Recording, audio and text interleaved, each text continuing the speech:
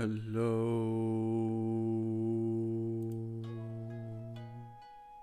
Greetings. Greetings and greetings, everyone. Oh, my voice is wicked. I don't know why, but I woke up with a sore throat today and with like a weird slimy sensation in my throat. But let's just hope everything's fine, because this weekend I want to go to my nan's and celebrate my birthday. So this is basically the last stream before that. And yes, today was a free day because there is Easter holiday in Germany. But I wasn't able to actually go to my nan's today because I not only do I have to take care of wicked problems, nasty wicked problems in my house, and I can't leave because otherwise my house will literally flood. I also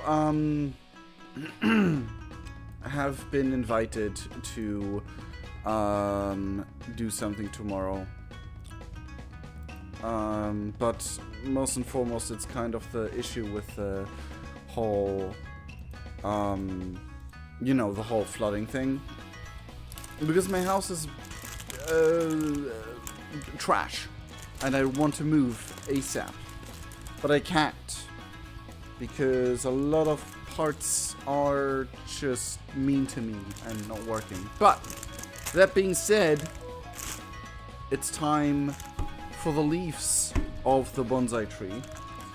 And look at the amount of frogs. Every pink thing you see here. Hold on, let me pull up stream. Every single thing you see here, every single piece is a frog. And you might notice that it's a bit darker today, because I actually, let me change that.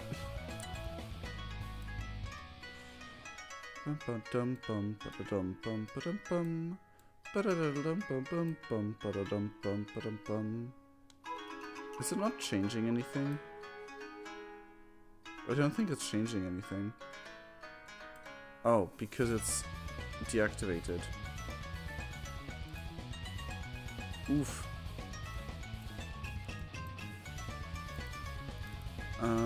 Can I change this to this? I mean, I kind of can. Oh my goodness. Do I have to change the color first? Oh. Yeah, let's put it like this. That's a bit lighter. And now it's overlit. I hate that.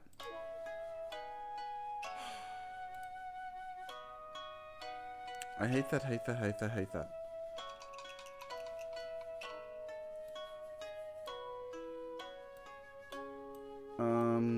Is there literally no way of me changing that? I don't think so. That sucks. What happens if oh.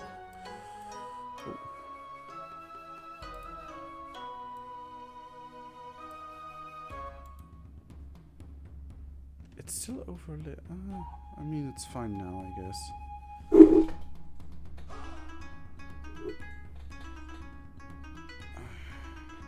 My light situation will never be great until I can actually do my setup right. But anyway, I waited for twice a song? One song. So, everyone...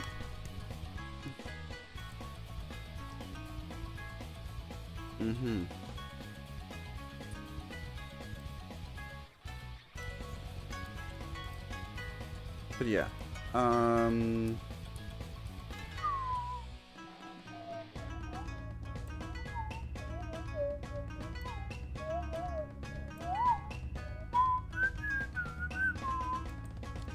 let's start. And for all of these parts in here. Look at the amount of frogs.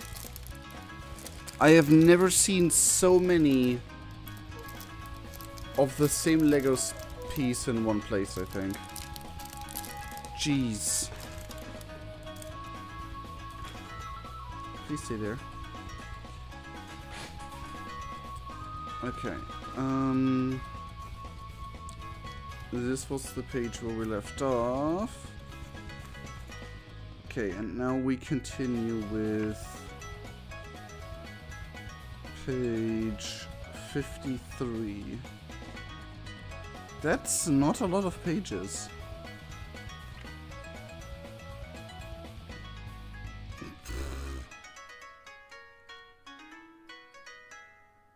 Oh no. Oh no. What? How many steps is... Oh my goodness. Oh my goodness. The single steps are hardcore.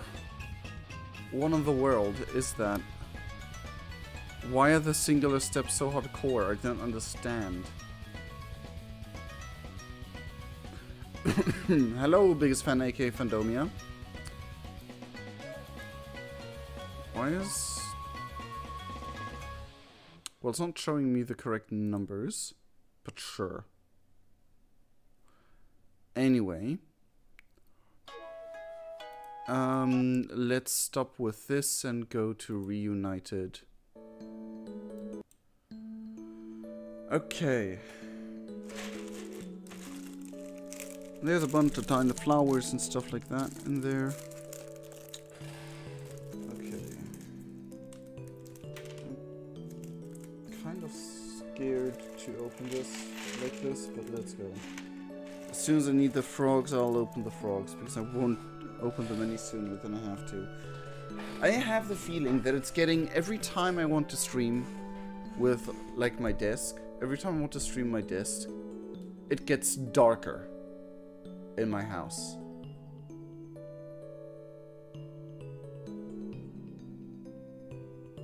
It's so weird. Anyway.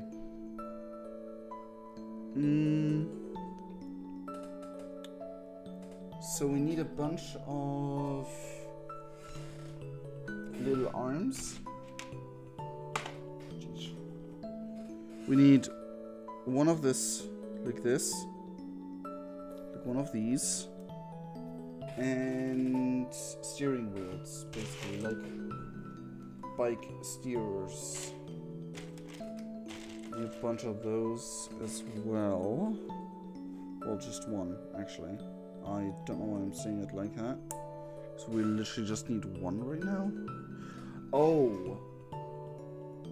It's basically just showing me how to build one of the branches.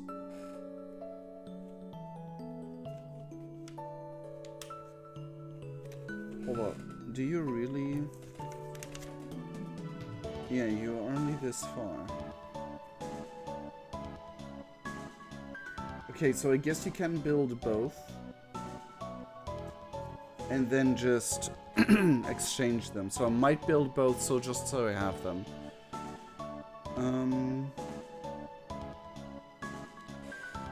But first I need to undo this because I already made a mistake. Okay, and now the white old school leaves. Oh, those turn so easily. I don't know what to think about that.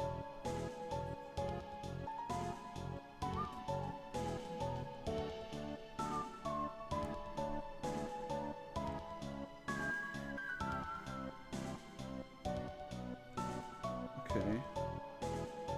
Those turn so easily. I thought they wouldn't turn this easily.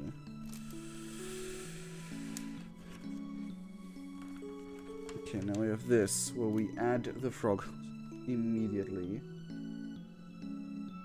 8 frogs. And 8 of the Sakurai blossoms.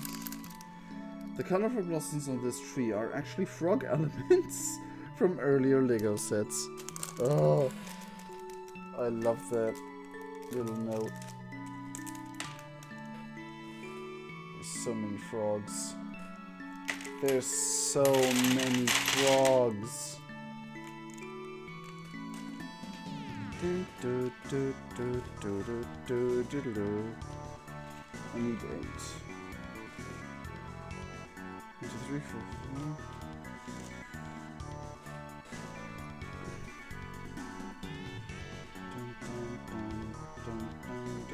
Oh, there's more of the white ones. I almost missed. Oh my goodness.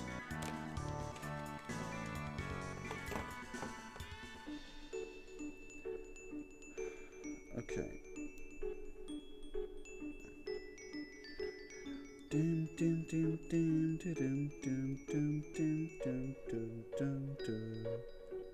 I like that this part also sounds a little bit like circus. With like the... just the tiniest bit of circus vibe.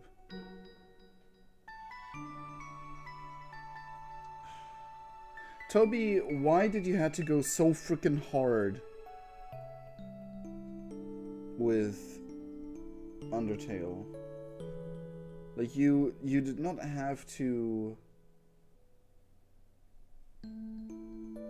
You did not have to. We all appreciate it, but holy damn. You just made Undertale one of the best games in existence, period. Story-wise and like vibe-wise and everything. How dare you just knock it out of the park like that. But in all honesty, like, can anyone complain? I mean, sure, we all know that parts of the fandom can be a bit icky, but that's with every fandom. Like, every bigger fandom has that.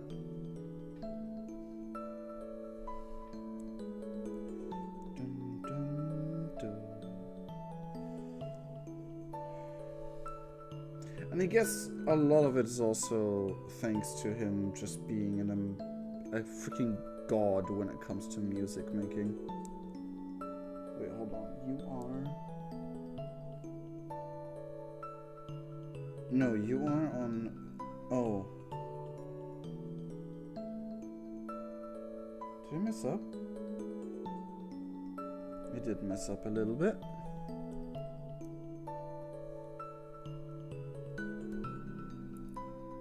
So which one are you on? So one of you is on here.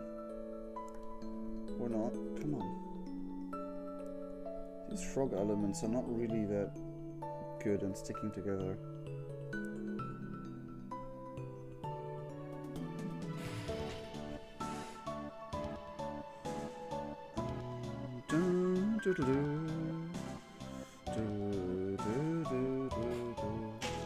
Okay.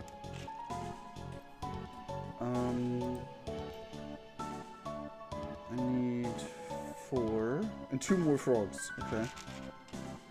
Did I put 1 too many frogs down? I did.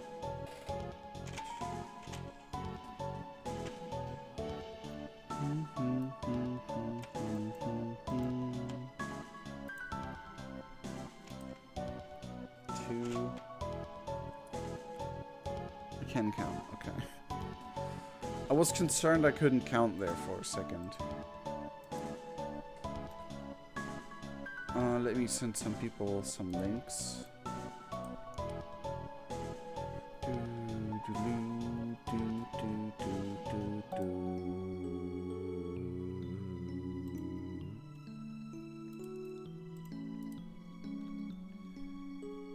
Just forgot. Anyway.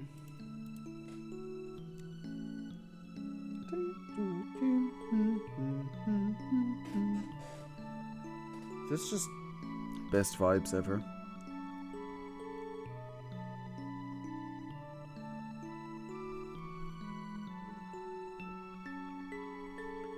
Okay.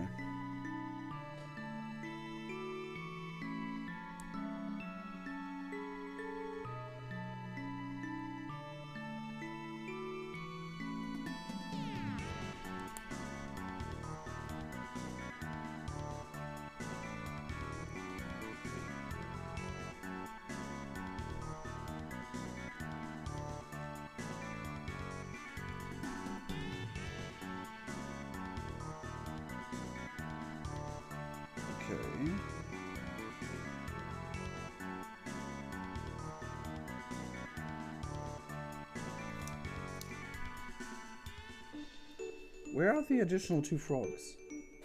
Oh my god. Oh. Up here. And here. Okay. So the freaking light. Where do I place you?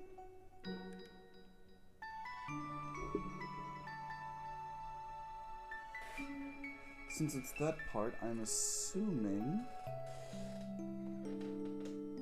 Like, since it's this part, the only thing I can think of is here. But I can't make out. Okay. So it is like that.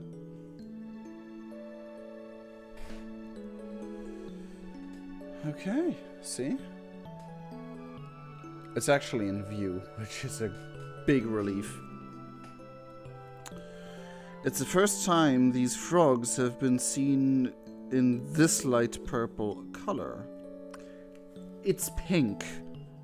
Don't be afraid to call it what it is. Oh my god. Oh my god. Now I have to build this clusterfuck 3 times. It's so tiny I can't even show you how much of a clusterfuck it is. Insert creeper explosion sound effect.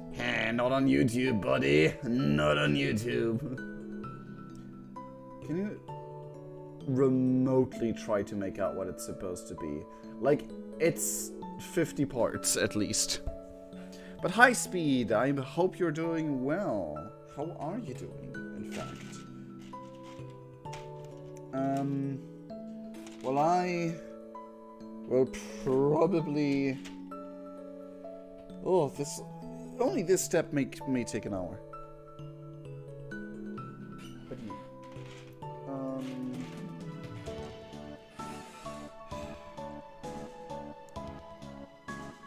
Okay.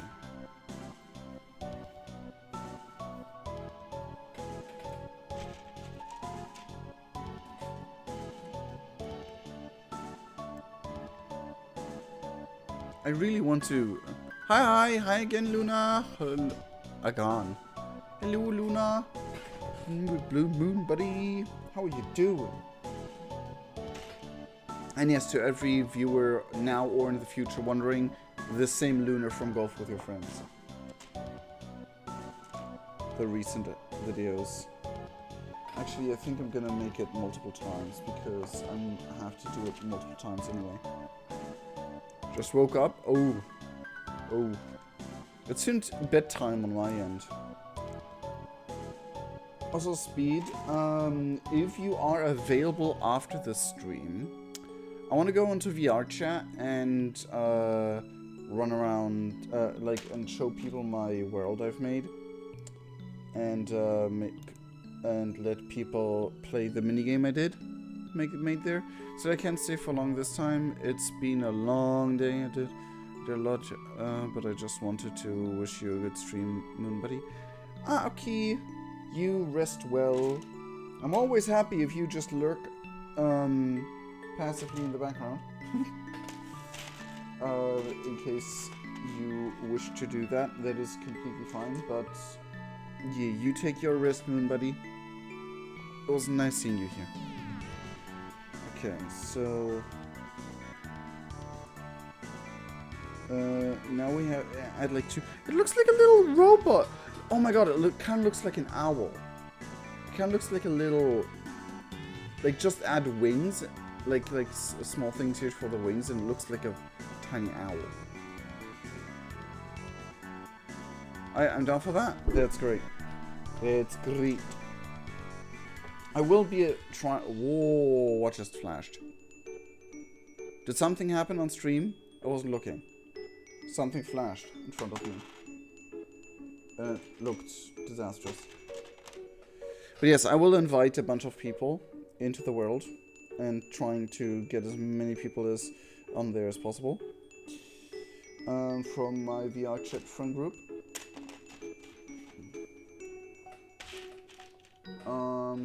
Problem is I can't invite questies because... Oh, an owl, it's me! Yee! Yeah, something just flashed real quick, but what was it? And why?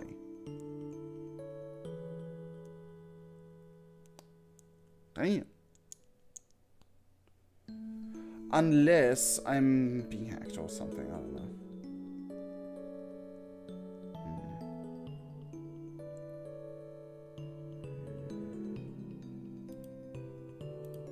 I don't know.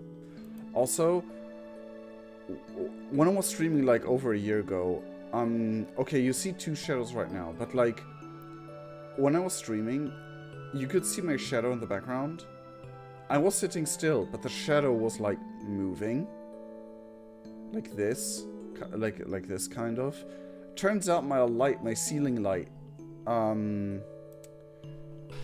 my ceiling light up there started to swing for no reason. I know that this place is haunted. That wasn't the first indicator I had. Also, this place is just a garbage dump. For real, for real. So, I'm not surprised it's haunted. Haunted? Haunted. No clue, it was orange. I didn't see what it was. Huh. Weird. That's so weird. I baked cookies to... I just saw that. But I spent now. Take care. I'll see you later. Yeah. Okay. How were the cookies? How did they turn out? I mean, since you baked them, I'm probably assuming great. I'm assuming great, because you baked them. Now 3 little owls, and they will turn into not owls in a second. Because they weren't supposed to be owls from beginning with, actually, but...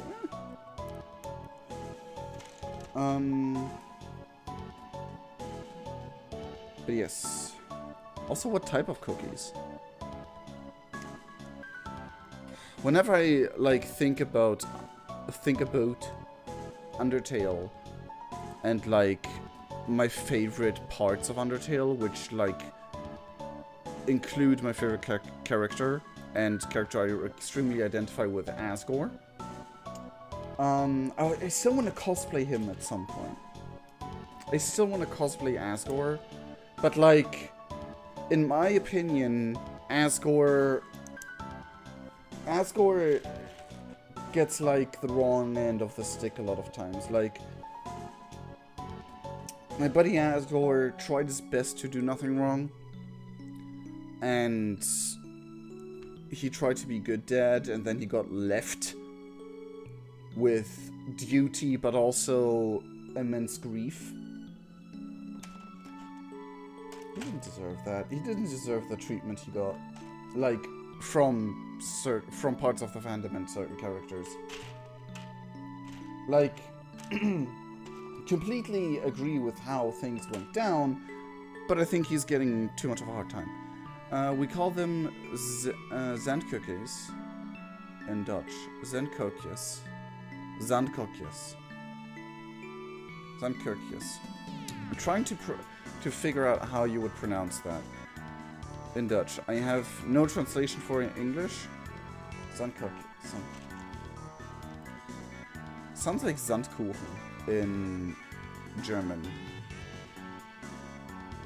But that's not cookies. Huh. If we would be any closer, I'd request you to send me some to try them, but or like bring me some or whatever. But yeah. We are living kind of a country apart. Like, I live literally on the other side of Germany from your end. Literally translated would be sand cookies. I thought so. I thought so. Sandkekse would be... I don't know about sand cookies, but I know of a sand cake. Which is not the same thing, most likely. If you call them cookies.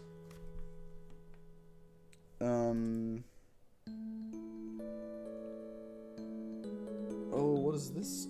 Oh. Okay, so it's these. And this one comes later.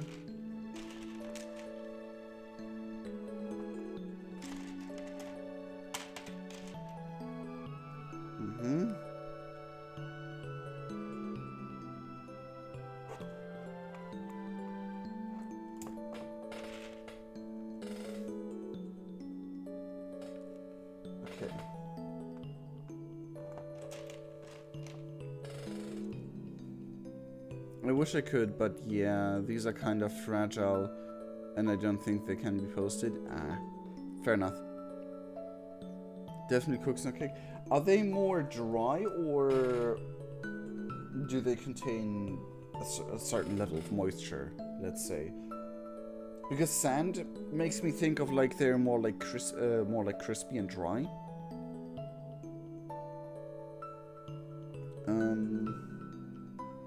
That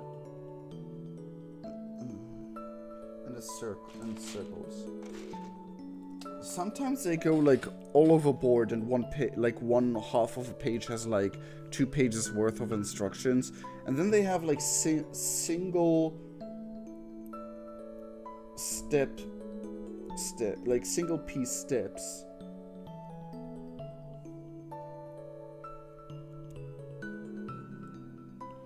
Dry. I got a picture on my Discord if you want to see. Sure. I can check out your Discord right now. But I'll try to find them. If you could link it somehow or something, I would be very grateful. Okay. Not Now I had to think of like a unicorn owl.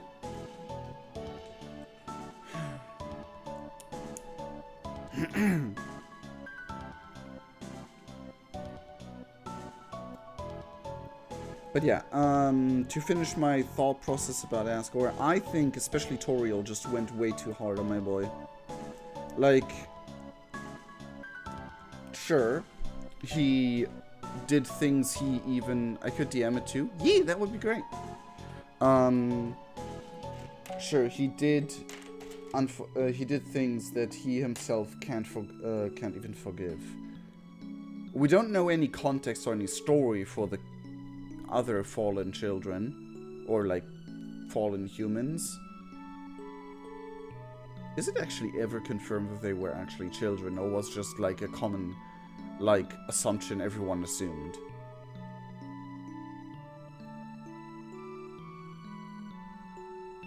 I would have to look up things to confirm that.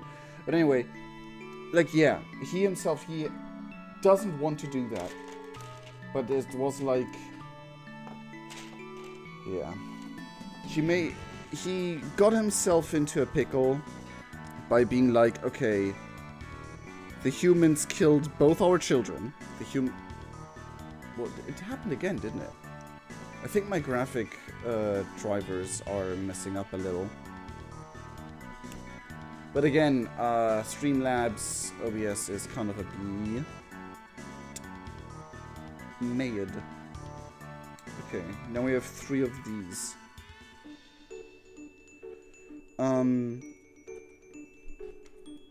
He said war because brr. With 101 frogs available. This is the greatest number of frogs used in any single Lego set.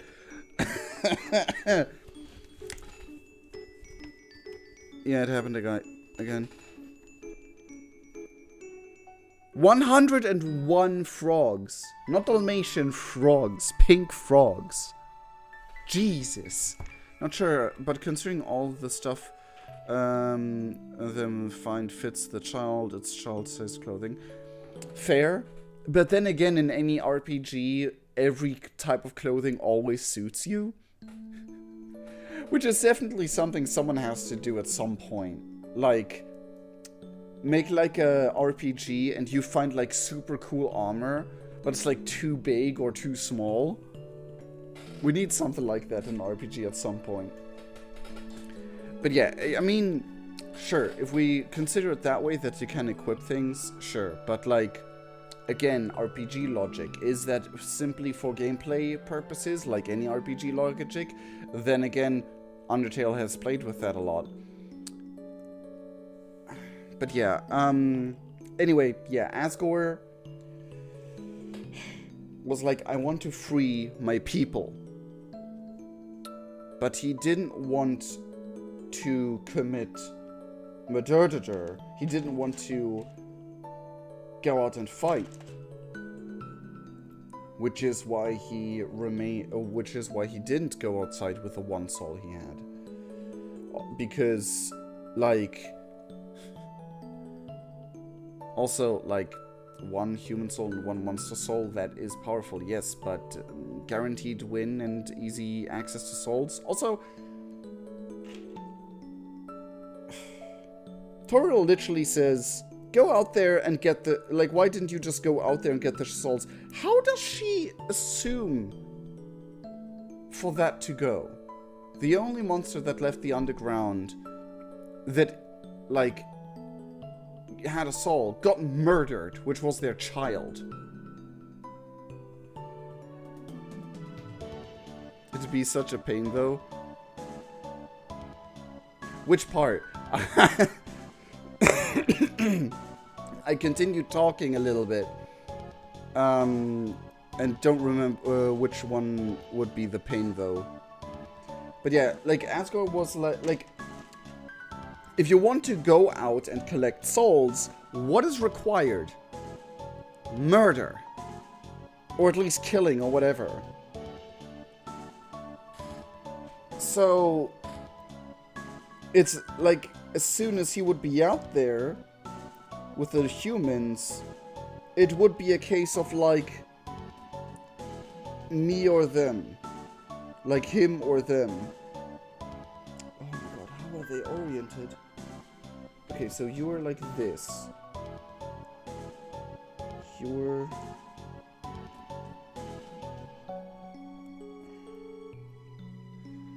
maybe she assumes cause he was like a warrior, he'd be fine. Yeah, but he still would kill people. And nothing would be saved. Him remaining in the underground had a very high chance of it never coming that far. Of, like, who would have guessed? And I still think that there's, like, some sort of theory to be made why kids ended up in the underground. Like, one child, the first one, Chara, the first fallen child, it can be a chance. That can happen. 2, also a coincidence. But 7? That's a very specific number of children to just randomly freaking fall. Go into a cave and fall down a huge hole and end up in the underground and survive. Also, we never know if he killed all of the children, because considering how far they have fallen, some of them may have been mortally injured, and their last breath was just in, like, I guess you can't have my soul now because I'll not be needing it any longer. It's a weird, like, sure, very specific number of children, exactly. And it's like, I think that someone was behind the children falling down, because that is a bit odd. And like, I have a little, it happened again, glitches. I'm talking about Undertale and glitches start happening in the year that probably Deltarune chapters will be released. More than one, I've heard. I don't know how that will be. But like, well, think of Well, I think Tora, like, tried to rescue all of them, but didn't keep them. I don't know about that, in all honesty.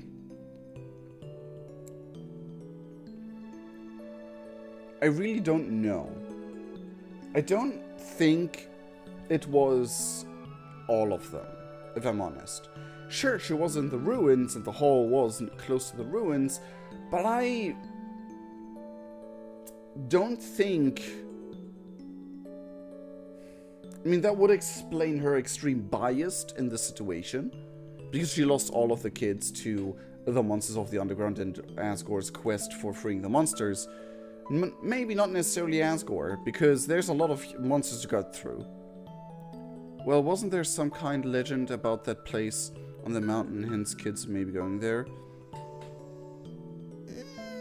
I mean, not... I don't know if there was, like, for the humans any kind of legend. Like, maybe, like, oh, that's the legendary mountain with monsters inside. But, like, again, 7 kids falling down and, like, which is exactly, like, seven kids falling down, which is kind of exactly what they need and all that stuff.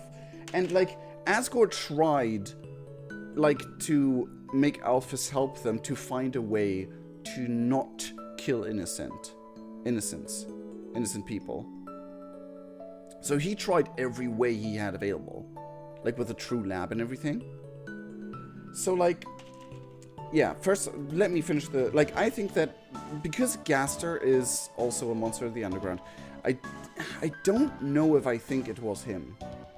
But since Gaster is the way Gaster is, it might be him. He might have something to do with it. Who knows, you know? Like, we don't know, and that's the whole point of it. So, like, it was just, it's too specific. It's too much of a coincidence for me. And in I kind of made, like, my own,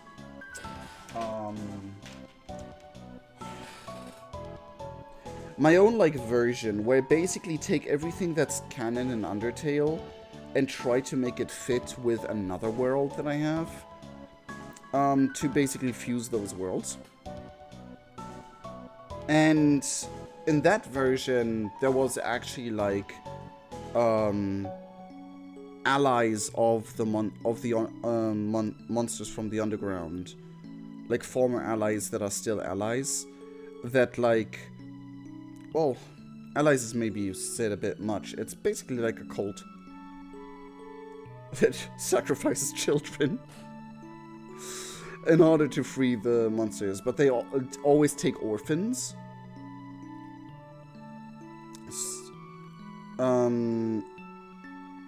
So yeah. That's all I'm gonna say. I know, I have to bounce now, have fun with Legos. Thank you, thank you! It is like a whole thing. There's like a reasoning thing, like, I don't know. Maybe in the OG, Gaster has something to do with it. Because Gaster seems like a real whack character that might have more power than normal monsters. Or, like, at least, like, a less physical form, and thus maybe not be completely bound by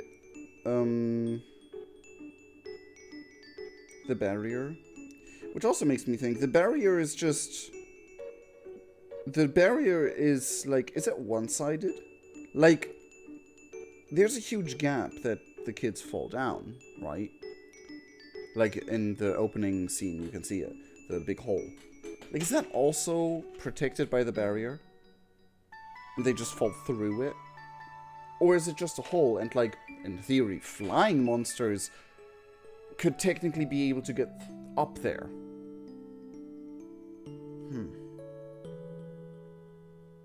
I do assume that the barrier is still there. But we'll see. We might not never, we'll never see because Undertale is over. And we just have Deltarune. And Deltarune just might be a complete AU. But With Toby, I don't know if we can be so sure that Undertale and Deltarune will be like completely disconnected. Maybe at the end it like turns out that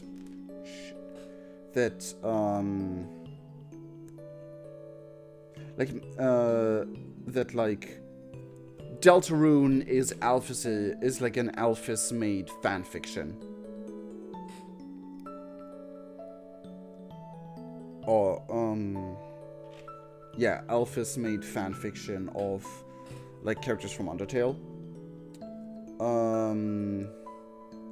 But due to the weird shenanigans with Chara and everything being in that universe, like like the whole concept of Chara and like the power of basically quite literal fourth wall breaking shenanigans of stuff like that, maybe it developed into more. And maybe the fourth wall breaking shenanigans, like for me, if like fourth wall breaking shenanigans are real in a universe, I often just like have the like personal theory that fourth wall breaking is actually not necessarily like, okay, in Deadpool it's like literally him just like talking to himself and being a weirdo, but like in things like Undertale and other fictional universes where it's like a bit more serious, so to say, or like, I don't know how you would else put it. There's always like a alternate reality where that universe is fictional. Like for us, Undertale is fictional, but like Undertale and its creatures have some power level where they can see, where they can like view through the fabric of some universes and see like another universe where they are fictional, and it's basically like a view through a universe without being able to fully go through the universe.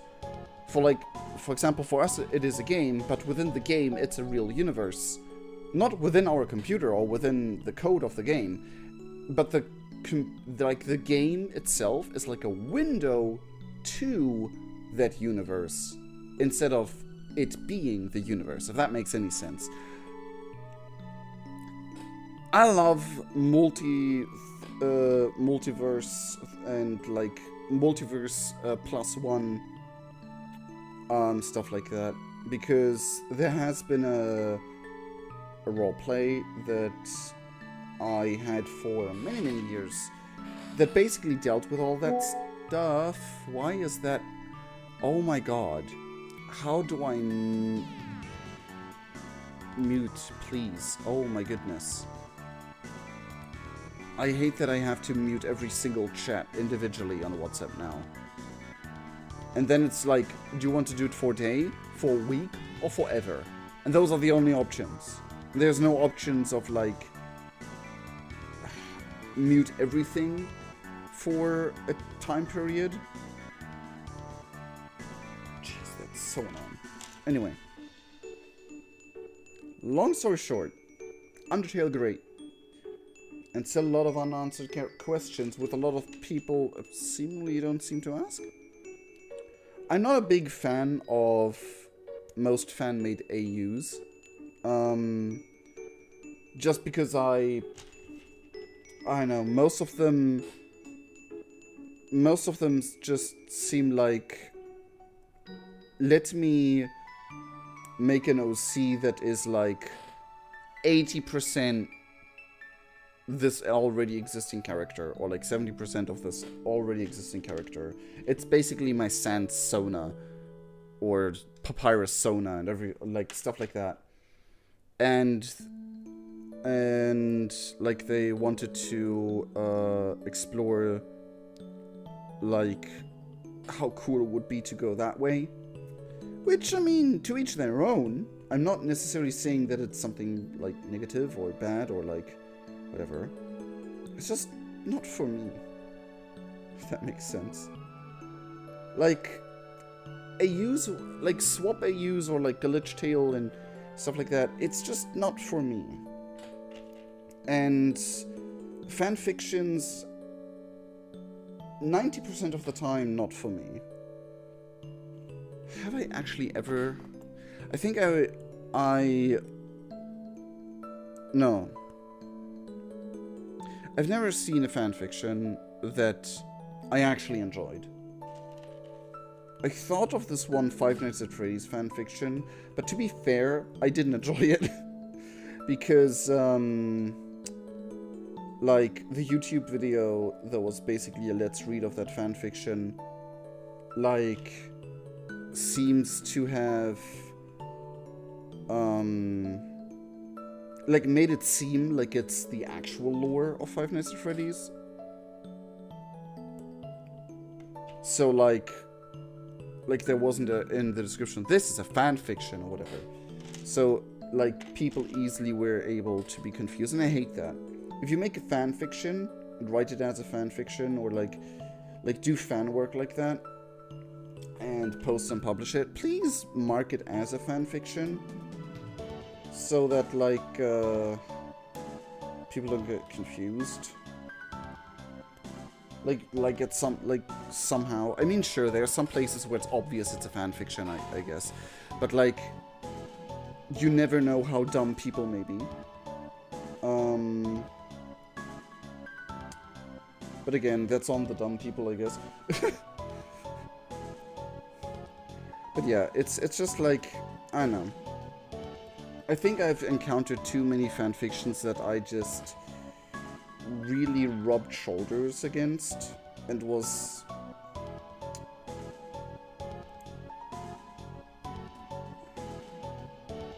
just really not happy with. Oops, flowers. So eventually I just was like, you know what, I think the whole concept of fanfictions is just not something for me. I'm not saying that there's no good ones out there. There's probably good ones out there. But I don't know. Like, doing something where you continue a canon thought and keep everything as close to canon as possible, yes, I like those concepts, and there can be good ones. And like when you bring your OCs in it and everything, especially when it focuses on the OCs and the exploration of a canon universe out of the point of view of your OCs, like those things can be really cool and interesting. For me, and like in general, all sorts can be interesting to all sorts of people. It always depends. But like, if we are talking my specific interests, you know, I just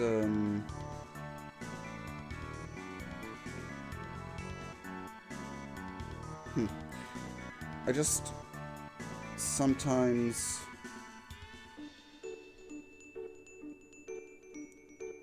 like, those are concepts I can get interested in, is what I'm trying to say. My brain really struggled with getting my point across there. Regardless of like many things, but as soon as they like widely assume, like as soon as like fanfictions or like RPs wildly assume like things where Occam's razor would like apply otherwise, like for example, you assume something like is way different than it is explained in canon because canon hasn't been specific enough, and Occam's razor would have been just, nah, that's not how it is, if that makes sense. What am I trying to say? Like, for example, Undertale, if you, like, it specifically mentioned that Frisk and the First Fallen Child are not the same character. And then there's like, but theory, what if they actually are the same character? Or like, the First Fallen dead child came back, like got revived and as a new child, or like I'm mean, resurrection theory, I guess. But then why would they have a different name, necessarily? Unless I don't remember. But at that point, the theory doesn't make sense. Like, why would it be that complicated? So Occam's razor would be, no, those are two different kids. The first, and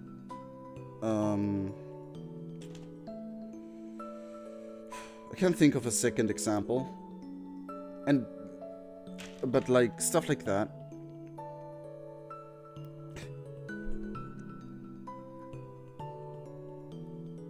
Sans is Ness. That game theory is a good example of it. Like, that's far from Occam's razor. I mean, sure, Undertale has a lot of design influences from Mother.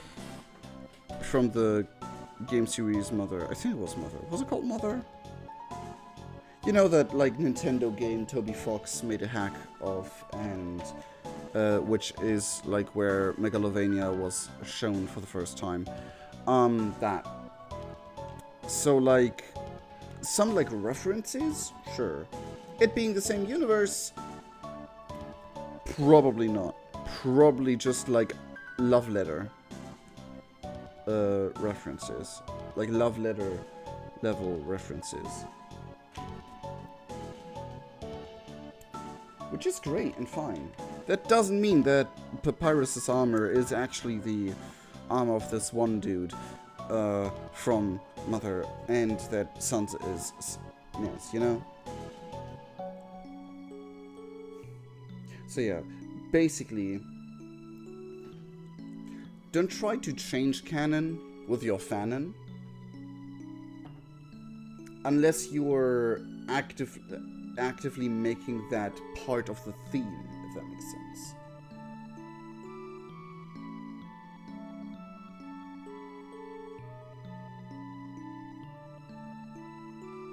Wait, what? Yeah, there's so many left. I need to do this 9 times. Like these 9 times. Because it says do this 3 times. And then 3 times.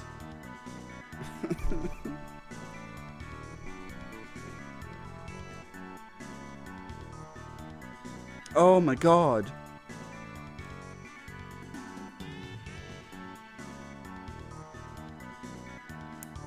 Oh, that is a tree. That's a real tree.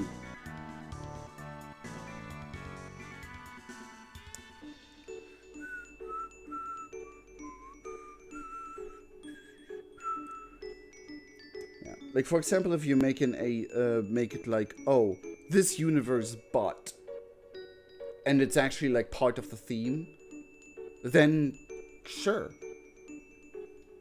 But if it's like, I'm trying to make this with what I think, what I want to be canon, and don't specify, because I want this to be canon, that it's not actually a deviation from it, I get annoyed. Like, those are the times when, like, oops, fan stuff can get a bit annoying. If it's just for fun, and you are aware of, like, this isn't canon, but I would like it if it's canon, but it's not, and I'm aware of that, that's fine. But, like, saying no, the infos we got in canon are wrong, or like the infos we got in canons are wrong, or like widely misinterpreted by all of the sources, whatever, and try to play the unreliable narrator card on the canon.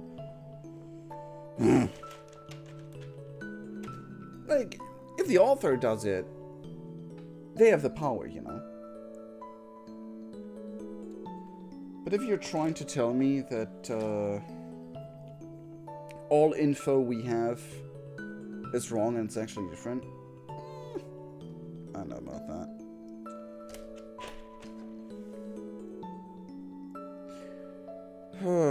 I've been talking and ranting about that for a while now, even though I didn't mean to. How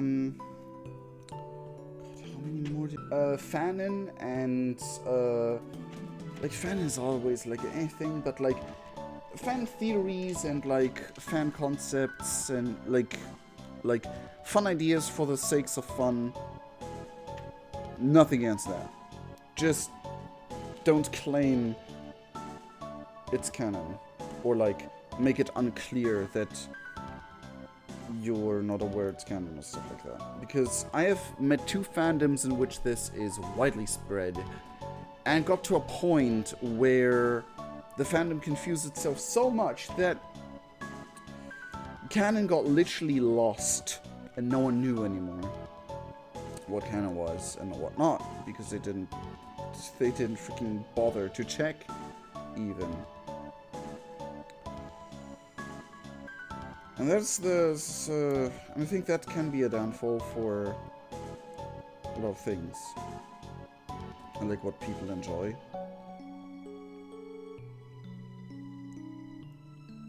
Like at that point, just make it clear that you're making your own thing and make it your own thing.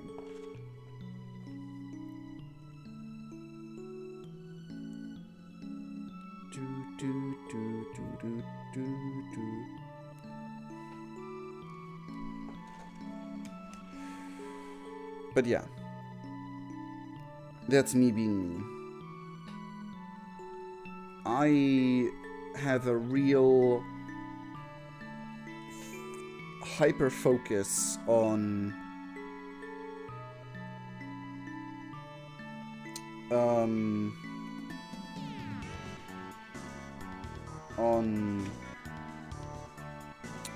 how do you even call that? Keep apart fanon from canon. Theories are fine. Like, theories are great. The FNAF fandom thrives on theories, and that is like a fandom where you are meant to theorize about things like that, and it's amazing. But don't come out here and say William Afton and Michael Afton are actually the same person, or like I don't know, William Afton Crying Child are actually the same person, and try to force it into canon with just because you want it to be so, and make a whole gist about it in the fandom. Because I've met people who did things like that to fandoms, and it annoys me. Uh-oh.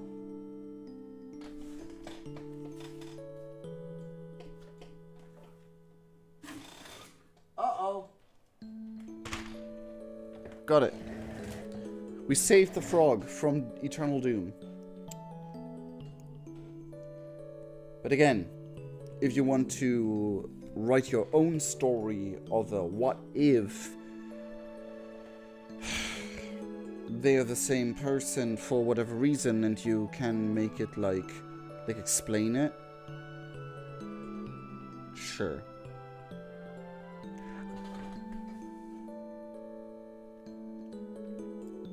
I've never actually seen that level of fandom and like in the FNAF fandom, now that I think of it. I mean, the only Five Nights at Freddy's fanfictions I can think of were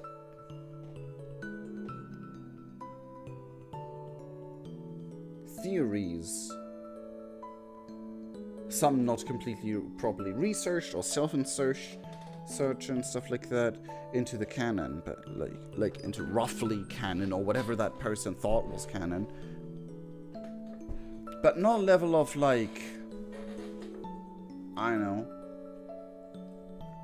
Freddy and Michael Afton going on a magical adventure together.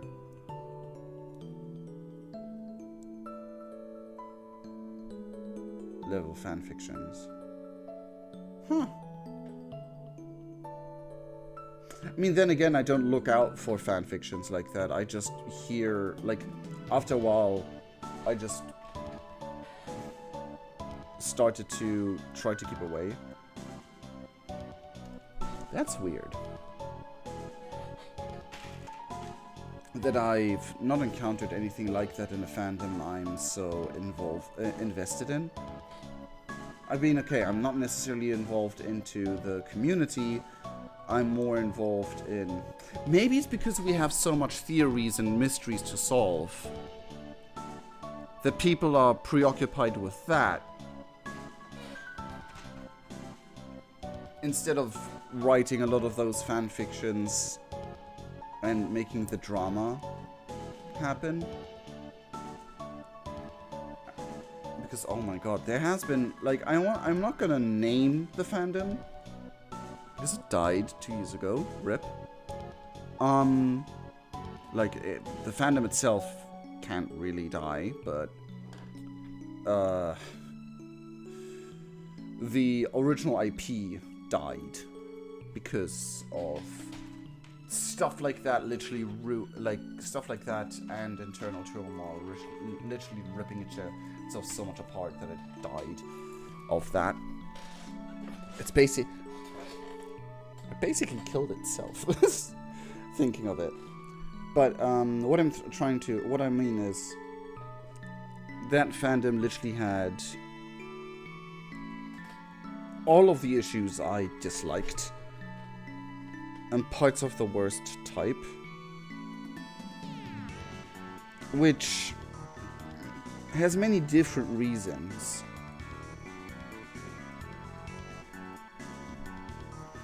Like, there's no one pinpoint reason. But it's weird that there's, like, in a fandom just as active, we haven't seen that. Again, it's probably there's actual mysteries that are given to us for us to solve. Even though it has been made really hard and there has been retcon, yes, there's this huge dispute about, did Scott Cawthon do a retcon that didn't affect anything to make everything fit neater together? Or there's just this one detail that is different now in order to make everything fit better, and people get hung up on that detail or not, and I don't know what even changed. Because so far, it's interesting that still not everything has been answered. Sure, there was this one point in the fandom where it's oh, this is supposed to be the last game, and it didn't. It wasn't the last game. I am curious for what the reason was. Because I don't think it damaged it. I don't think it really damaged anything about FNAF. I really like where VIP is right now, with the fan content and the theory crafting and the games that we have. Security Breach for me was a win. Sure, a lot of people have mixed emotions because it got released too early, it wasn't finished and blah blah. I mean, there's other games that survived being released like that, and Security Breach is definitely not one of the worsts. And I had a bad, my computer was not made to survive Security Breach. My computer was old school and couldn't run Security Breach on the lowest settings properly. And yet I encountered one game-breaking bug. One bug that actually, oh, I have to restart when this happens because, when Roxy charges to jump at you, but you hide in that moment, or right before that moment or whatever, Like, if you like, it wasn't even if you time it right. It was just, oh, I mean, sure, there's a time window, so you were able to do it on purpose. You could replicate it. Like, that section after you get Roxy's eyes. I mean, if you watched my Let's Play on it, you've seen it. But, like, that section where you get Roxy's eyes, and you... Like, she's supposed to not be able to see you, but she can still hear you super well, and it's, like, really discombobulating that, like, oh, it's, like, you might be able to hide from her if you're, like, right next to her or whatever, and she's not able to see you. However, she can hear your freaking heartbeat or whatever, and she's actually more dangerous than before. That is the thing where I'm like, I didn't like that. I mean, I get it. Games are supposed to get harder, not easier, the more you progress. But I didn't like that it, like, literally destroying Roxy made her more invincible, like, more of a threat. I did like that, like, there's actually another one. That wasn't game-breaking because it actually made the game easier, which was the part where Monty, in the Music Man section, was not crawling around all over the place. Like, I did not notice that Monty was supposed to crawl around. Because if he did, that would have made that section so freaking impossible. Well, not impossible, but like really, really hard. And I'm so glad that wasn't the case. I am a wuss when it comes to video games. I like my video games easy. Well, easy in quotation marks. I like them to be not completely stressful. I like my video games to be a cool adventure. Like, sure, if you have issues with a certain section and you have to redo it and stuff, that's part of the experience sometimes. But if you get stuck on a section for too long, or like half of the game is like that, cough cough, Dark Souls, cough cough, no thank you. No freaking thank you. Not my type of game. Which is one of the reasons I'm like, yeah, I don't care about Dark Souls that much as a franchise. And I'm not a hater of the franchise. I just, yeah, it's not my type of game. And I think for what it is, it's a bit, I know.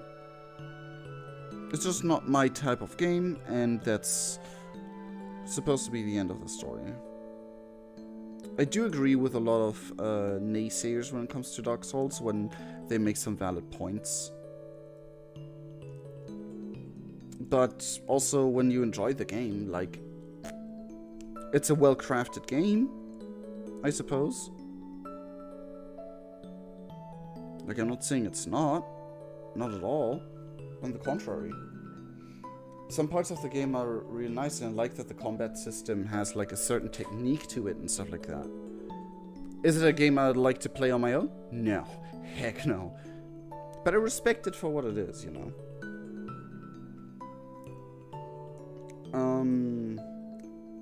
But yeah.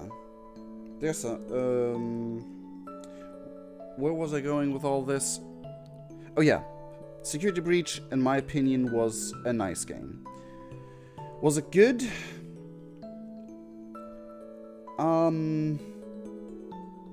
If it would be fixed, if it would be, like, if it would have less bugs, I would say it's a good game. And I will die on that hill that it is very close at being a good game. Even though a lot of people were like, oh, what story did you want to tell? What did you... I'm like, come on. What FNAF game has a coherent story that you can follow and like, delivers its story directly without secrets having to be unlocked and stuff. Like, sure, we had our endings, we had we had our things, but like the like direct endings that you could get directly were never easy. And sure, there's like secret ways how to get the burn trap ending, and that is like secret and cool and everything. But like, do you really think that's all this game would have? I mean, like, Matt found this like secret room, the like lore room as he calls it, with all the like post-it notes and everything. And I have to say, yes, there is a lot in that game that is underestimated. And maybe there's a lot of secrets in Security Breach that we haven't found yet. Or like, didn't make it into the game because they had to like were like on a strict schedule by Sony. Which is sadly a thing. Definitely. Like, there's no one who can deny that it trying to be like the level of game it tried to be, and being on the Sony present, on the like the PlayStation thingy majiggy, like that was amazing. Don't get me wrong, I loved that Five Nights at Freddy's got there to be like on the big screen with the like big title announcements. That was amazing. It will always be a highlight of the franchise. However, it did put the game developers under some pressure that they weren't able to get through completely.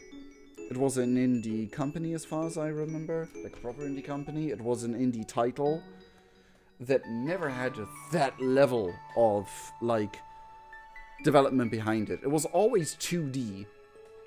And like, sure, we had like some semi-ish 3D with sister location, but it was 2D tricking you into it being 3D, I guess. Like, I've met a couple of games that are like that, where it's like clearly where it's like, if you look close enough, you can clearly see it's still 2D. But it's trying to emulate 3D. And I think that is what Sister Location did. Like, I am very, very convinced that's how Sister Location was. But, yeah, that is like the closest we had to a free roam FNAF game. And having a fully 3D free roam FNAF game, that was it was a first. Because FNAF World was technically top-down view 2D, and it was very simplistic in style. Not to talk down on it or anything, I liked FNAF World for what it was. But you know, and I think like FNAF World was kind of the closest because the map was kind of big and there was a lot to explore. But like, really, I am an excuser for all the issues Security Breach had, because the pure vibe, the pure aesthetic and vibe that game had and gave you when you played it and got into it, unrivaled, in my opinion. Like, that was perfect delivery, in my opinion. Besides all the bugs and stuff and people saying, oh, there was almost nothing. Like, come on, it's a FNAF game. Like, for the majority of the series, the most we had were flashes of images for the lore. Considering that, like that FNAF Security Breach actually had a certain storyline.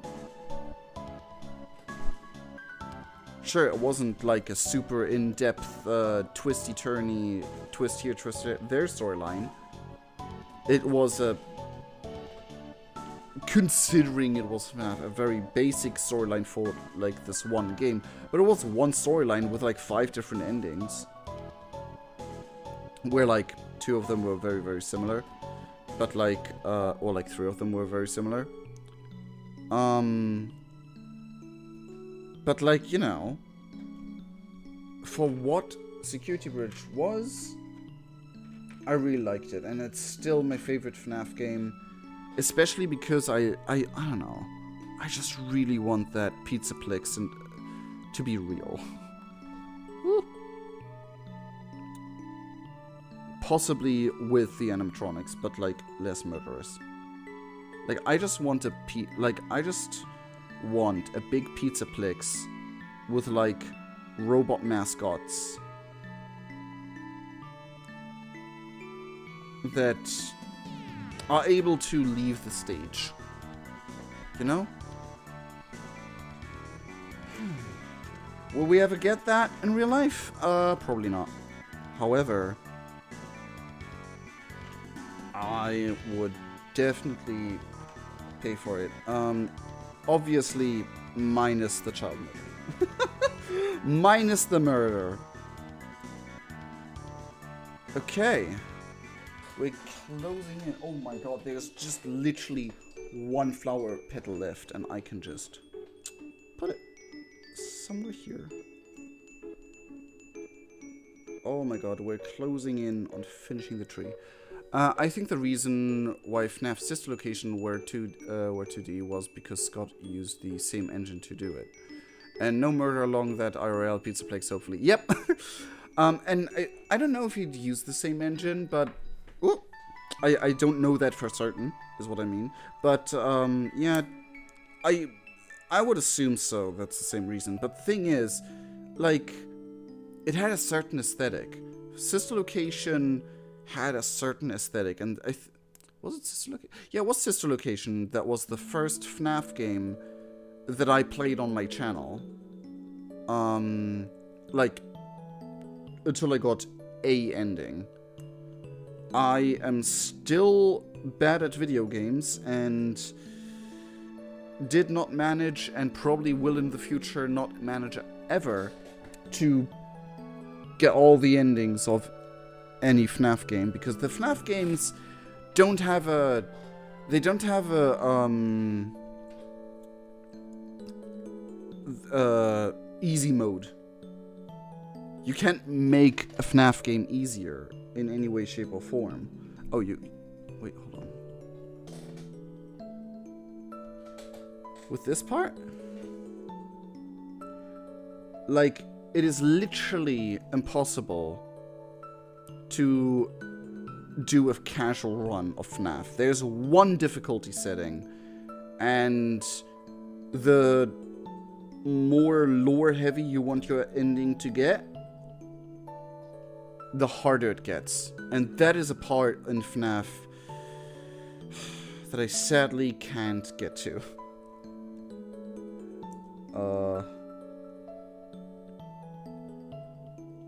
Ooh. Oh, the tree's done. Okay, come on. I love FNAF and the universe a lot. Will I be ever able to do 100% like lore master level completion of any of the games? No. Look at it. Look at this baby. We got it! He definitely used for FNAF 2 and FNAF 3. Yeah. I also think he used the same engine for 1, 2, all the way to 3.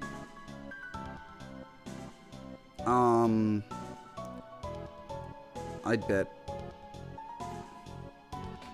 Oh. So beautiful. But you can turn them? I didn't know you can turn them. I'm stupido.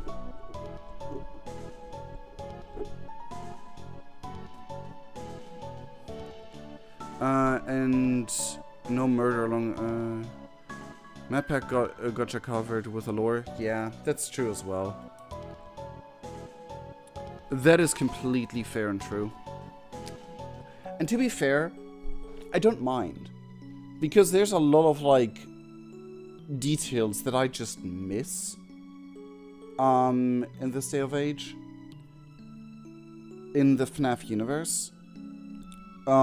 Because FNAF is the way FNAF is. And, like... because it's a like a horror experience, even if it's like very softcore for horror standards, if you ask a lot of people. Like, I love the lore, but finding out all the details and puzzling them together, MatPat needs an entire team for that. I don't expect any single person to be that invested in the franchise to do that. Sure, I had some ideas and breakthroughs watching his videos that later proved to be a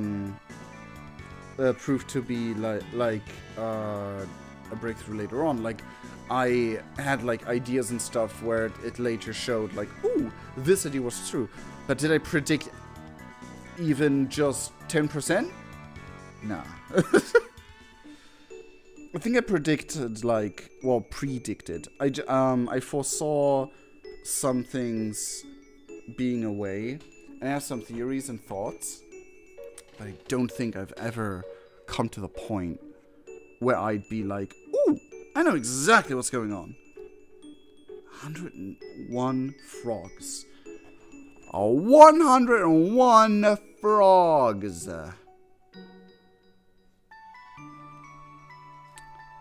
This is like one of the perfect Lego sets to just be decoration.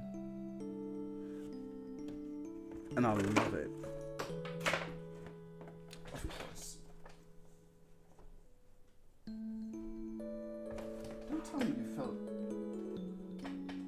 How in the world?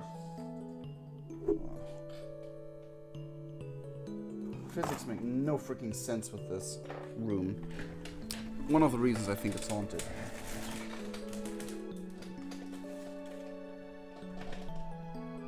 Oh, there's a fork. How the frick did the fork get there? Is it even a fork or is it a spoon? Oh, I can't reach any of it. What the fuck? That's a spoon.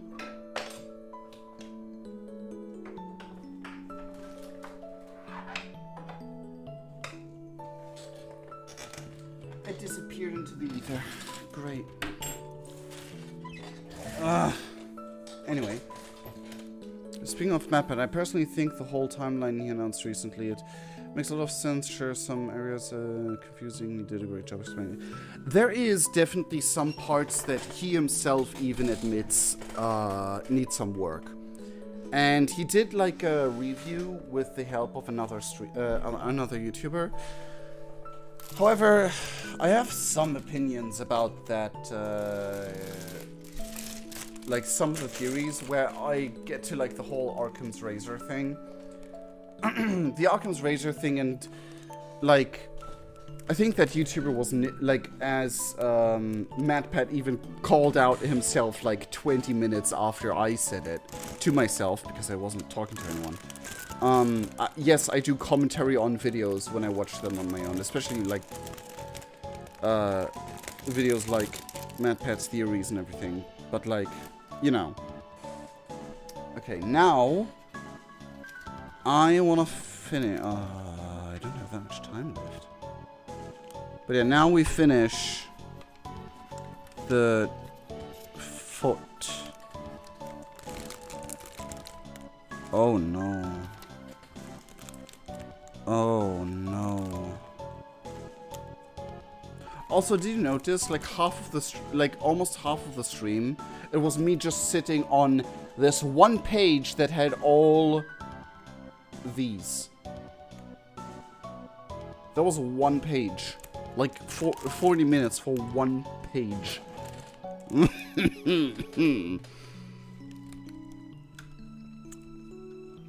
adult-rated Lego sets hit different.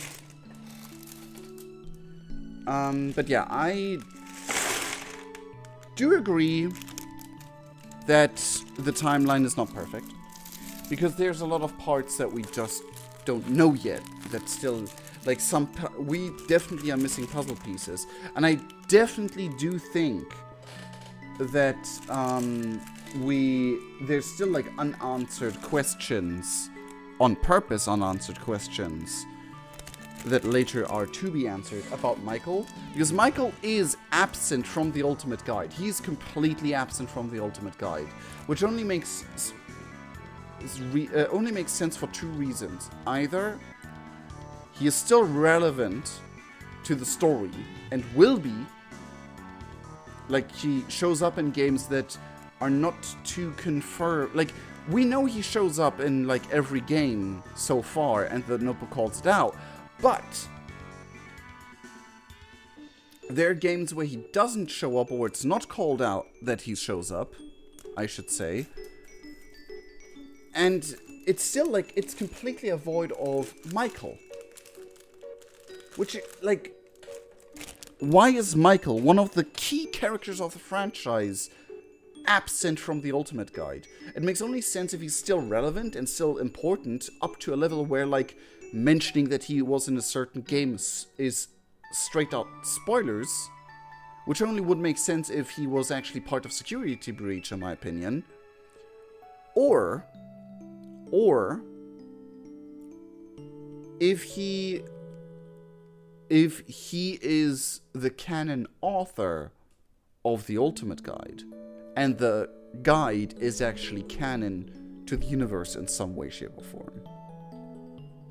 Which second one doesn't make as much sense, but it is a possibility that I do feel like mentioning.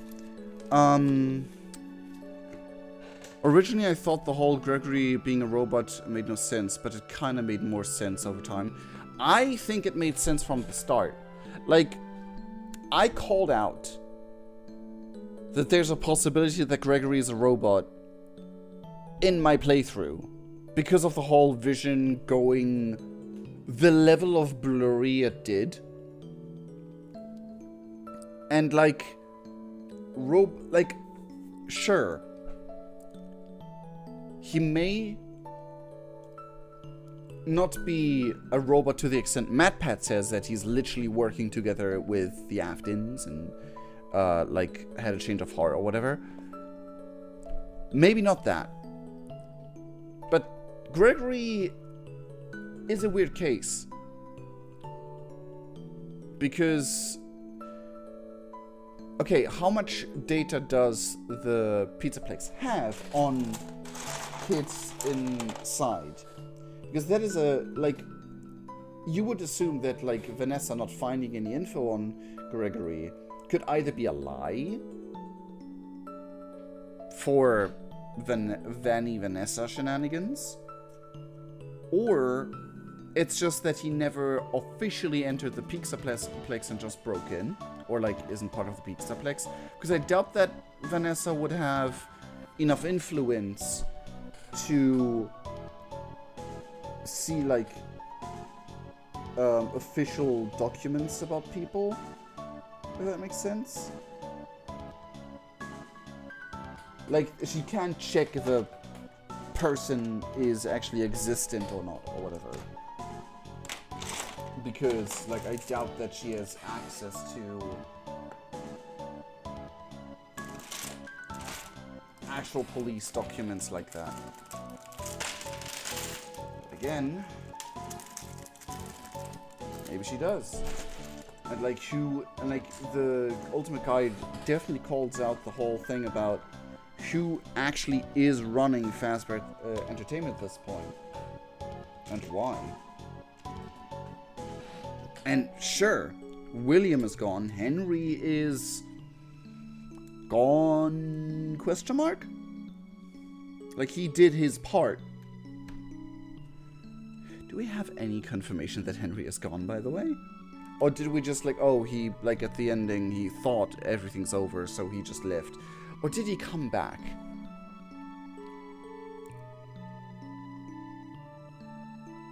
Oh no. Oh no. Like, I think that Michael Afton still has a part to play. That is my thought, my theory. Because if we're being honest, him being completely absent from the Ultimate Guide is way too suspicious.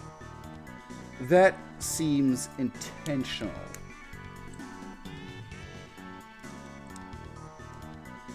Wasn't Henry the dude that got murdered by the baby? What? No. No.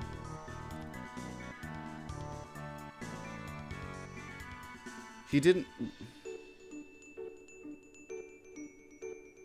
No?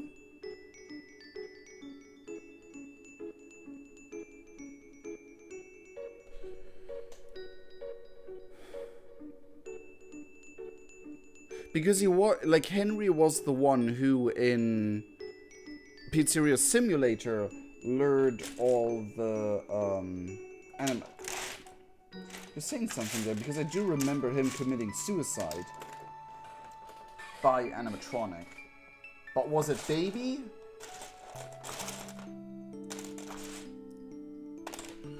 Because Baby was built by William Afton.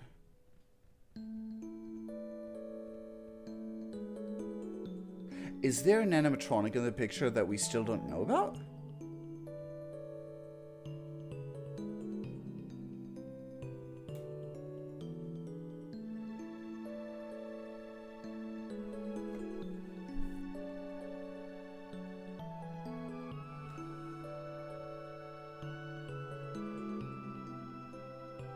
What if Henry knew about the remnant?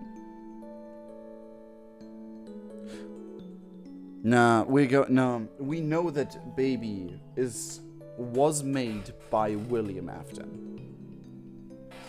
Because William Afton, like, William Afton's daughter Elizabeth definitely says, "You made her for me." Scene of a man saying he regrets making his creation, then he got killed, then he saw green eyes shining in the dark. With Baby's voice saying stuff. I don't know about Baby's voice saying stuff. But like, I know what you mean. I know which part you mean. But like, and like the logic or the lore or whatever you want to call it that I remember is that is Henry, the father of Charlie, who was the spirit and the puppet, who was, as far as we know, William Afton's first victim.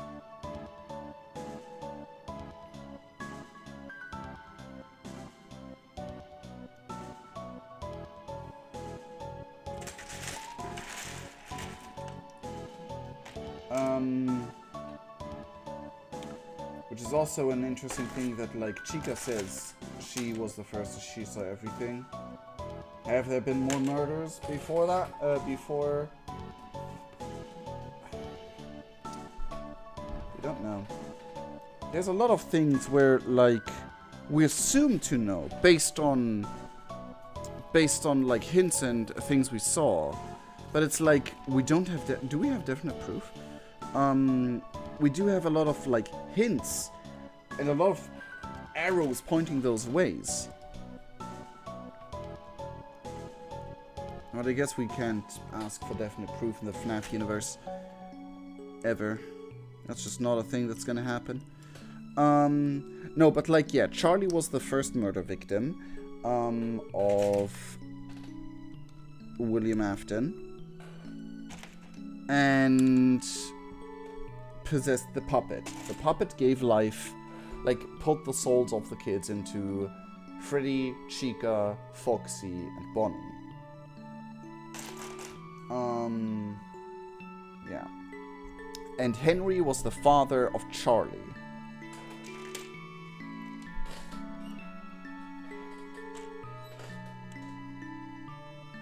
I might have to do all this a second time. Why is this so long then, if it's like...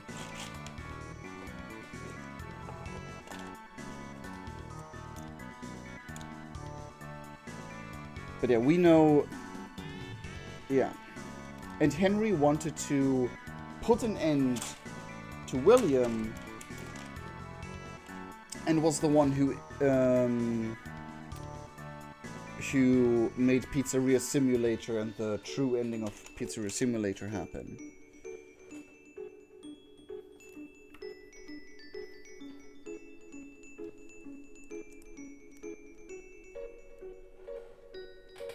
We know that the fun times were made by Afton, but that scene gets forgotten most of the time. Who is that man? And why did Baby kill him? That man was, as far as we know, Henry. And I don't know.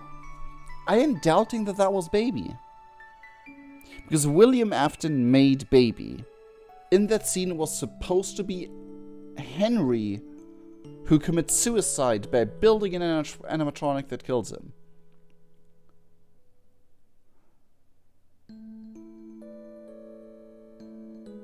No, wait, maybe he never committed suicide.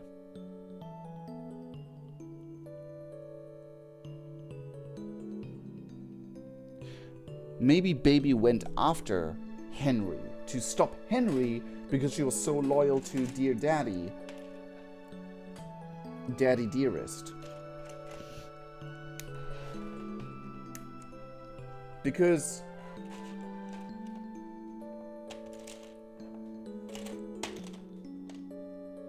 Elizabeth, aka Baby, is Daddy's little girl. And there has been a lot of like, she is loyal to William Afton parts. There's one of these missing.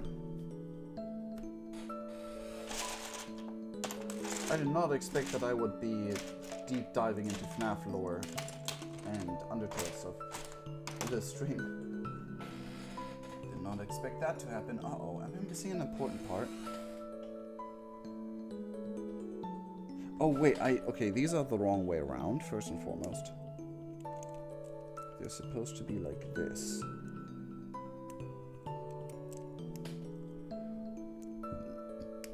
Hold on, I'm gonna check the scene, BRB.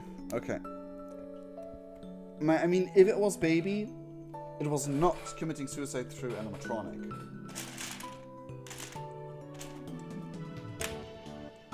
Is that the retcon? Ah, here it is. And I have to turn them all around because I forgot. It's definitely Baby. Then I think Baby came for William. For Henry.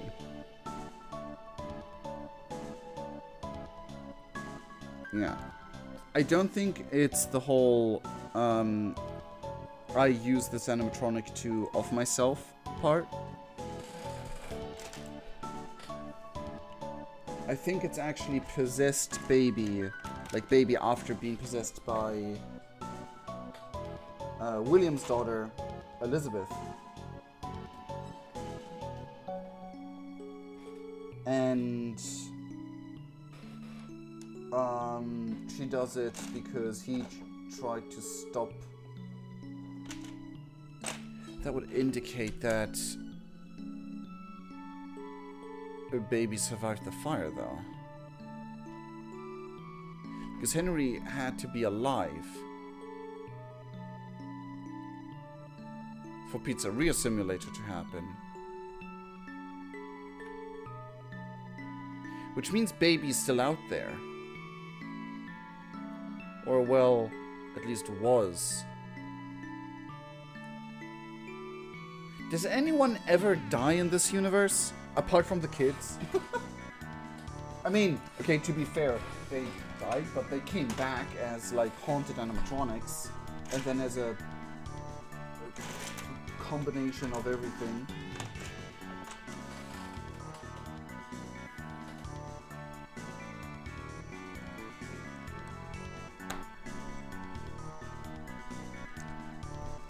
Now I am just having wild theories. Like, what if Henry has been a more active role than we thought? Than the Ultimate Timeline says, so to say. And like, Henry actually was the one using the remnant of the 4 keys trying to fix them, and he effed up, and William abused that for his own ends. Oh, there's so many ifs and buts and maybes in this franchise. Wasn't Baby's eyes not glowing on the blob in Security Breach? Which doesn't necessarily mean anything. It just means that it's not inside the blob. Like Baby the entity is not within the blob.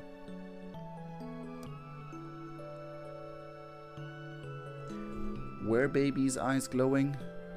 I don't remember.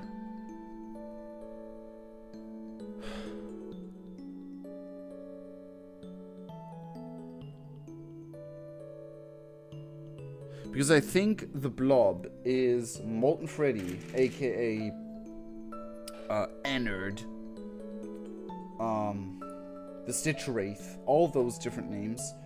The blob is that creature. That is something I am very, very certain of. I don't know it for sure, obviously, but I am extremely certain that's what's going on.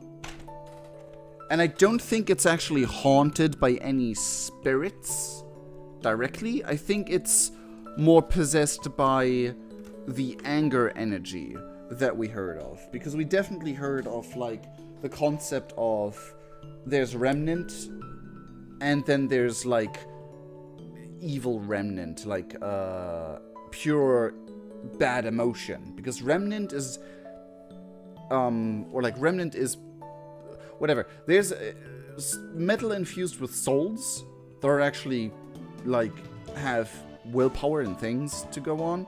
And then there's something that, like, makes alive by pure emotion, and it's not necessarily a living thinking thing. It's more like, an undead thing controlled by pure emotion. By pure, unadulterated, uncontrolled emotion. Wasn't... Yeah, exactly, because the scene I was talking about, if she wasn't in the blob, what if she took a different form and killed Henry?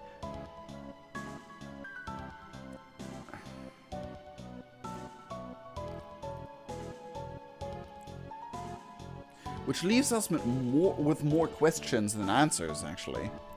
Because then again, why, where, what... and all those questions, you know. Okay, now we have... how long are they? These are the longest I have, right? Oh, those are 2, okay. Like, that means Baby is still in the picture somewhere.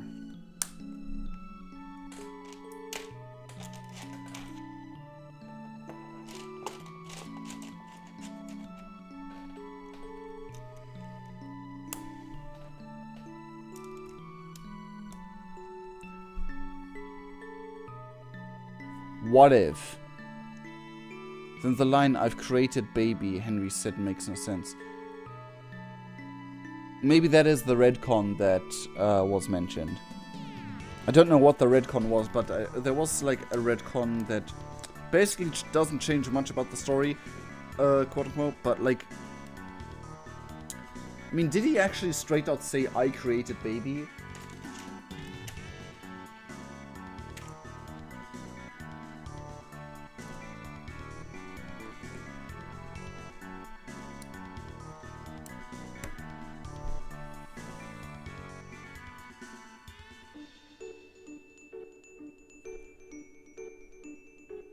Okay, hold on. 2 theories.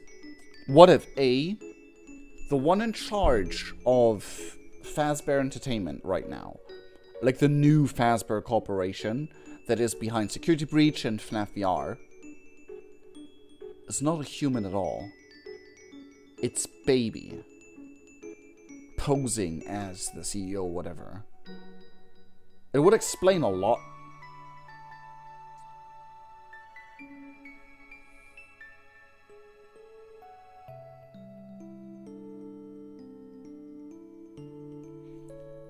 What if Henry made Baby together with William?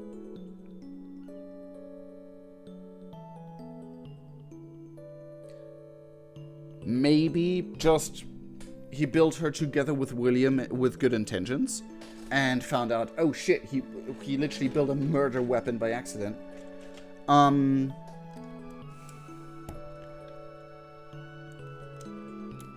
Or he built her to specifically target Elizabeth.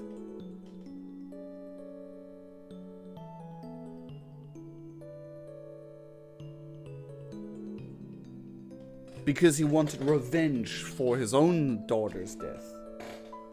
Because so far we have depicted Henry as nothing but a good guy. But what if he's actually just a human and wanted revenge? Bloody, unadulterated revenge. And he feels absolutely guilty for it.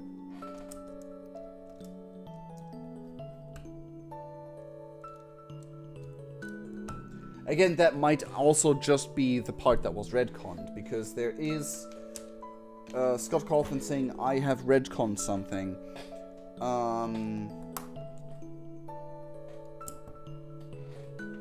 And it doesn't affect the story too much. And FNAF World, FNAF World has been retroactively stated to be mostly not canon. Or majorly not canon, or something around those lines, where a lot of people now disregard FNAF World in its canonicity. Or things that we know from FNAF World so far. Whatever.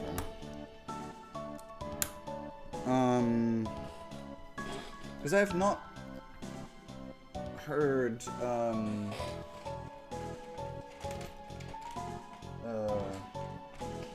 Game Theory also talk about FNAF. I've barely heard anyone talk about FNAF World these days. Apart from back then.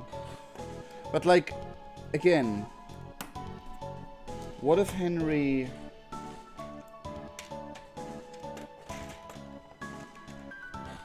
Elizabeth Afton being behind the company, as Re-Baby or whatever,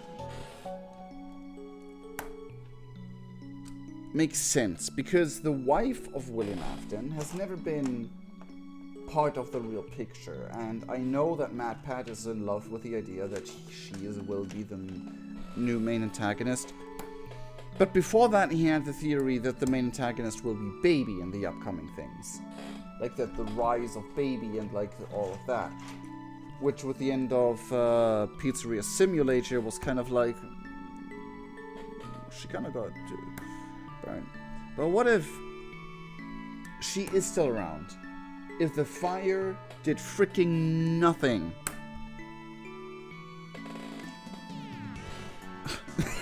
Kind of literally.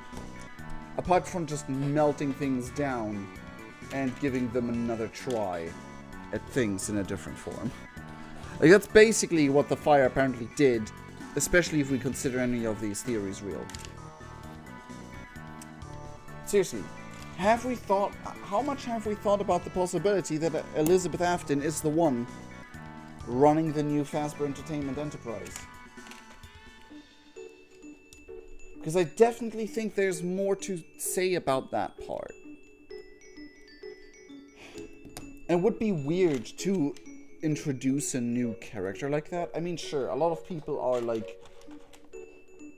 extremely desperate for a new character to enter the scene. Especially Mad Pat. He straight out says that.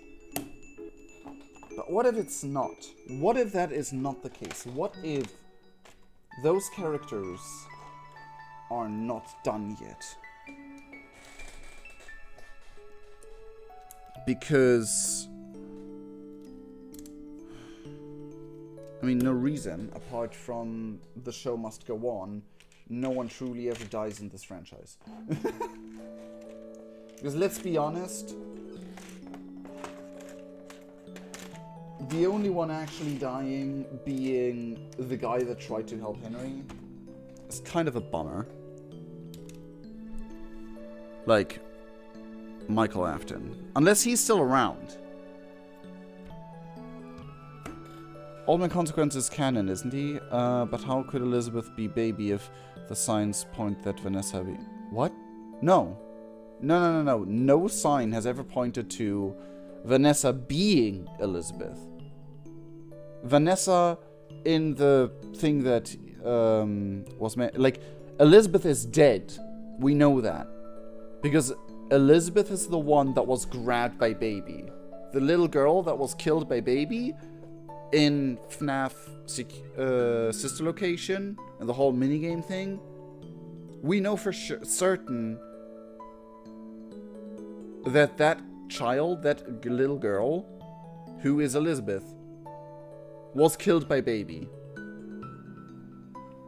Vanessa is, if anything, a simple stand-in for Elizabeth. Like, oh, this woman looks exactly similar to our daughter.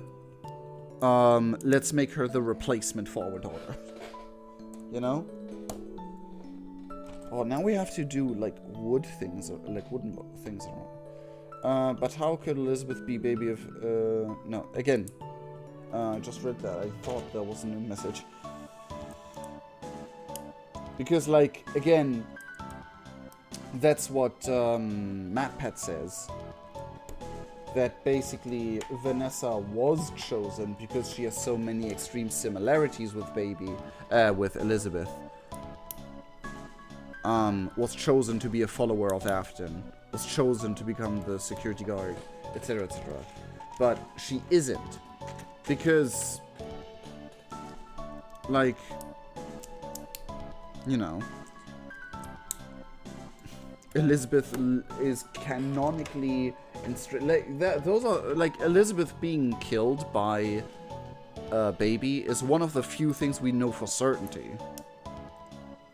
Wasn't she was holding a similar ice cream cone that Elizabeth was given? Who? Vanessa? Or Baby? I don't know about the ice cream cone thing, but no. Maybe Elizabeth conscious conscience. Wasn't she? Wait. Oh, you just deleted your previous message. I was so confused about that part. It's exactly 13 of these bars.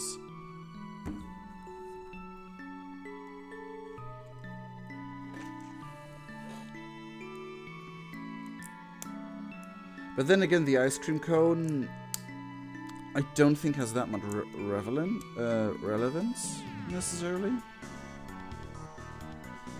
Because...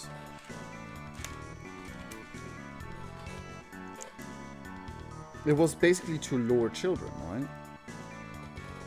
Until only one was left in the room.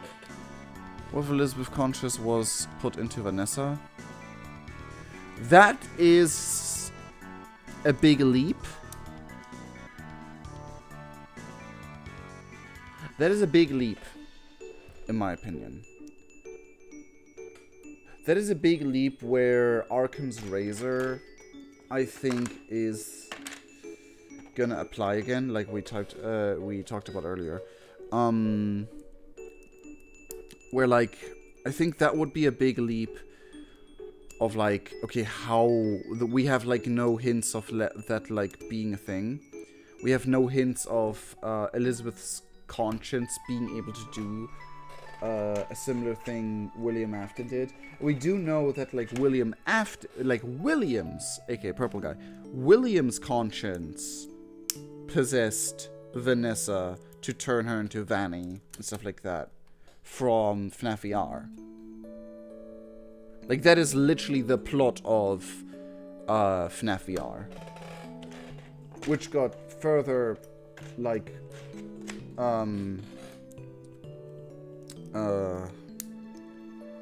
driven.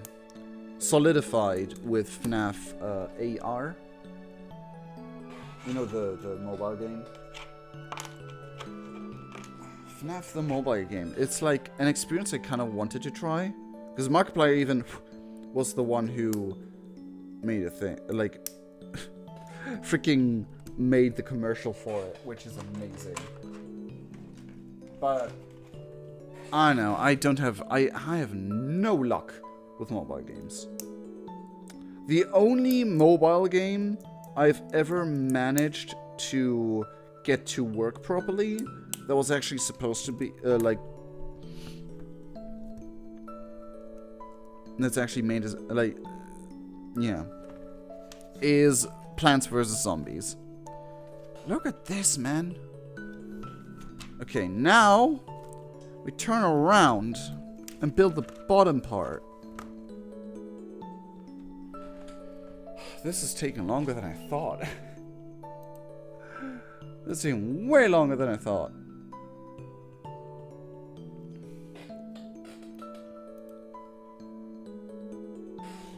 But we're almost done. There's not a lot of parts left. Okay, so we need 4 of the corner plate pieces. Dum dum dum dum dum ba da dum. Do do do do do do do do rum bum bum bum bum bum bum bum bum. I had a thought while, like, offline, outside of everything. I just had a thought when I was, like, shower thought, basically. Even though I didn't shower. I didn't shower having that thought. But what if the FNAF movie is gonna come out? Like, they already made posters, and I think they've finished the... They finished the recordings.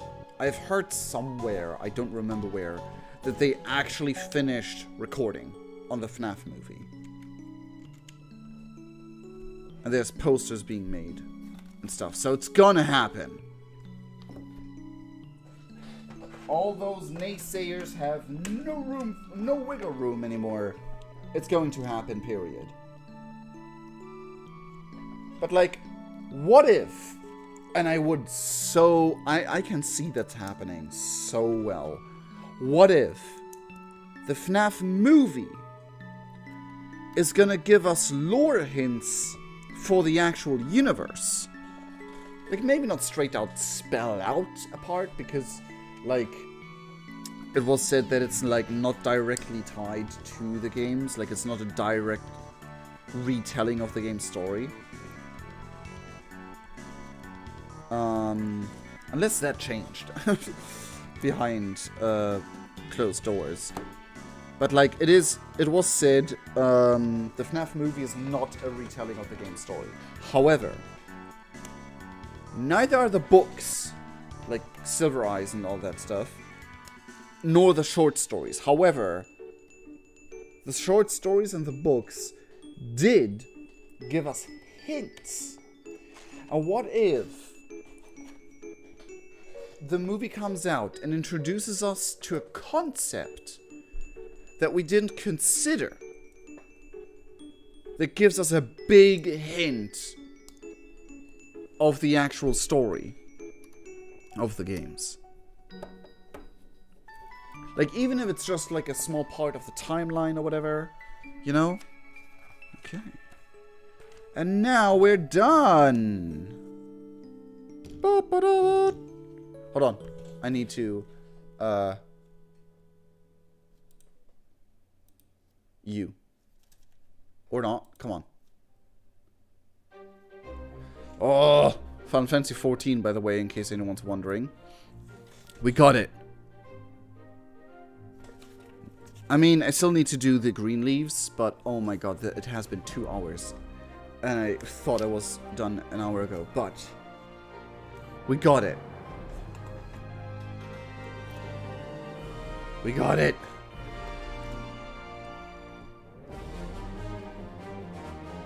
Do do do do do do do do do do do do do do.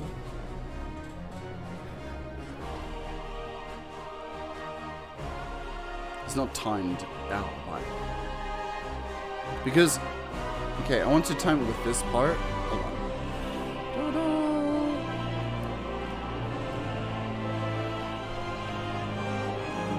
Da da da da da da da da da da da.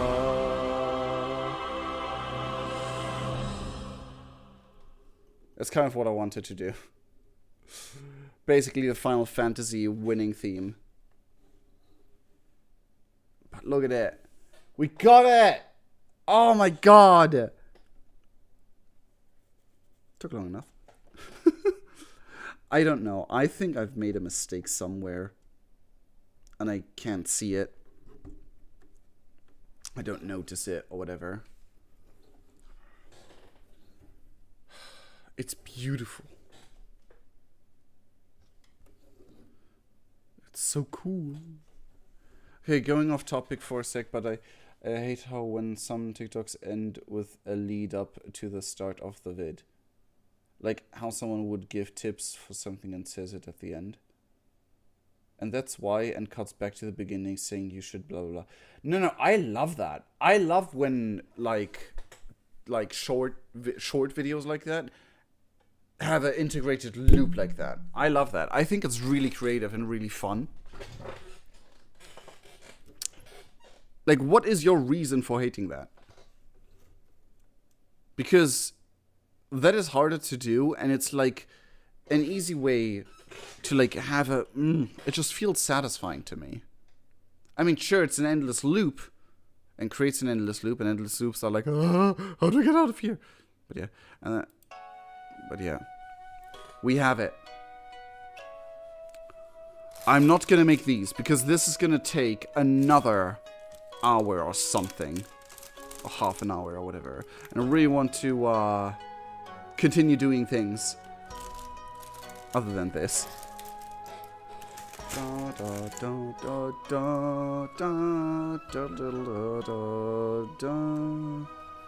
Bon.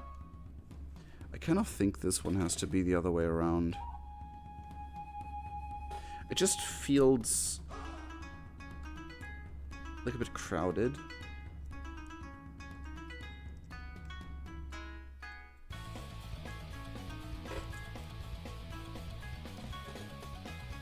Doesn't really work the other way around though, does it? No, it does, it does. Yeah, this one's better. I think this fits better. Probably wrong, but you know, probably not how it's supposed to be. But you know, I just think it fits better. It's not so lopsided.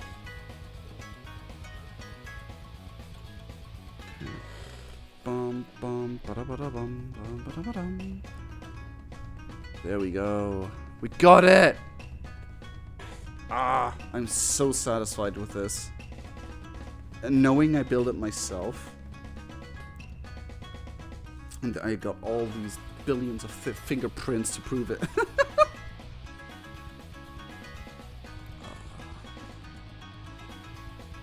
It's almost a level of like, I really can't see myself